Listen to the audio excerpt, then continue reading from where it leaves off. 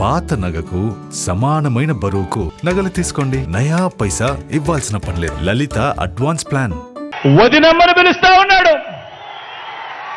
కమలం పార్టీలో చేరి అక్కడ నా మనిషిగా రా కదలి రా అని చెప్పి వాళ్ళ వదినమ్మను పిలుస్తా ఉన్నాడు. రాష్ట్రాన్ని అన్యాయంగా అడ్డగోలుగా విడగొట్టిన రాష్ట్ర ద్రోహుల పార్టీని వైఎస్ఆర్ గారి మరణం తర్వాత ఆయన పేరును కూడా అన్యాయంగా ఛార్జ్షీట్లో పెట్టిన నమ్మక ద్రోహుల పార్టీని 4 ఓట్లు చీల్చినా చాలు నువ్వు కూడా రా కదలి రా అని చెప్పి చంద్రబాబు నాయుడు గారు పిలుస్తా ఉన్నాడు. అసలు బాబుకి దత్తపుత్రుడికి వదినమ్మకు చంద్రబాబు బ్యాచ్కి ఈ స్టేట్కి వారికి సంబంధమే లేదు. ఈ రాష్ట్రానికి వారికి సంబంధమే లేదు. ఏ ఒక్కరూ మన రాష్ట్రంలో ఉండరు. వారంతా కూడా నాన్ రెసిడెంట్ ఆంధ్రాస్. ఏ ఒక్కరు ఇక్కడ ఉండరు. వారందరూ కూడా నాన్ రెసిడెంట్ ఆంధ్రాస్. వారికి ఏనాడైనా ఎప్పుడైనా కూడా ప్రజలు ఎప్పుడు గుర్తుకొస్తారు అని అంటే ఆ ప్రజలతో వారికి పనిబడినప్పుడు మాత్రమే ఈ రాష్ట్రమైనా గుర్తుకొస్తుంది. ఈ రాష్ట్రంలో ఉన్న ప్రజలైనా వాళ్లకు గుర్తుకొస్తారు. కాబట్టే ఆయన కాబట్టే ఈ పెద్ద మనిషి సైకిల్ తొక్కటానికి 2 దాన్ని తోయటానికి మరో 2 పొత్తులో తెచ్చుకొని రా కదలి రా అని చెప్పి పిలుస్తా ఉన్నాడు. ఈ పెద్ద మనిషి చంద్రబాబు నాయుడు గారికి పొత్తే లేకపోతే కనీసం 175కు 175 చోట్ల ఎన్నికల్లో పోటీ చేయించుకునేందుకు కనీసం అభ్యర్థులు కూడా ఈ పెద్ద మనిషి చంద్రబాబు నాయుడు గారికి లేరు. ఇలాంటి దిగజారుడు పార్టీలన్నీ మీ జగనన్నే టార్గెట్గా ఆయుధాలు రెడీ చేసుకుంటా ఉన్నాయి. ఇలాంటి దిగజారుడు పార్టీలన్నీ కూడా మీ జగనన్ననే టార్గెట్గా, పేదవాడి భవిష్యత్తునే టార్గెట్గా, పేదవాడి సంక్షేమాన్నే టార్గెట్గా వీరంతా కూడా వాళ్ళ ఆయుధాలన్నీ కూడా రెడీ చేసుకుంటా ఉన్నాయి. వీరితో యుద్ధానికి నేను సిద్ధం. వీరితో యుద్ధానికి నేను సిద్ధం. మీరు సిద్ధమా అని అడుగుతా ఉన్నాను. మీరు సిద్ధమా అని అడుగుతా ఉన్నాను.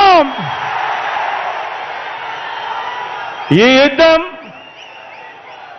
యుద్ధం 15 ఏళ్లుగా నాకు అలవాటే, మీకు అలవాటే నాతో నడిచారు కాబట్టి. దేవుడిని మనల్ని మాత్రమే నమ్ముకున్నాడు. జగనన్నకు తోడేళ్ల మద్దతు లేదు, నక్కజిత్తులు చేసే అలవాటు లేదు, మోసం చేసే అలవాటు లేదు, అబద్ధాలు చెప్పే అలవాటు లేదు మీ జగనన్నకు. అది ప్రతి ఇంట్లోనూ చెప్పండి.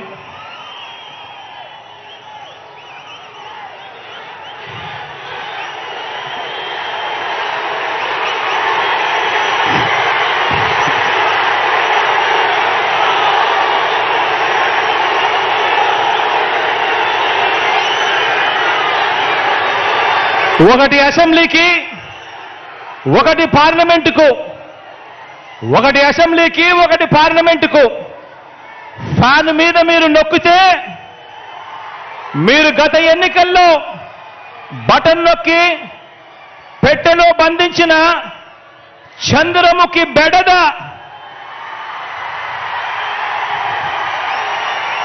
చంద్రముఖి సినిమా చూసారా?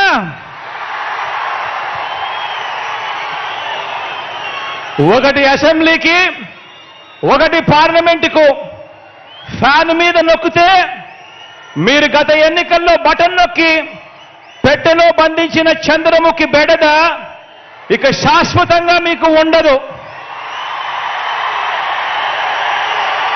చంద్రగ్రహణాలు ఉండవు. లేదంటే చంద్రముఖి సైకిల్ ఎక్కుతుంది, గ్లాస్ పట్టుకొని పేదల రక్తం తాగేందుకు లకలక అంటూ ఇంటింటికి వచ్చి అబద్ధాలతో మోసాలతో ఒక డ్రాకులా మాదిరిగా మీ తలుపు తడుతుంది. గడప గడపలోనూ కూడా ప్రతి ఇంట్లోనూ కూడా ఆ ప్రతి అక్క చెల్లెమ్మకు చెప్పండి, ఆ ప్రతి అవ్వాతాతకు చెప్పండి, ఆ ప్రతి అన్నతమ్ముడికి చెప్పండి. మరో విషయం కూడా మీరు గమనించండి.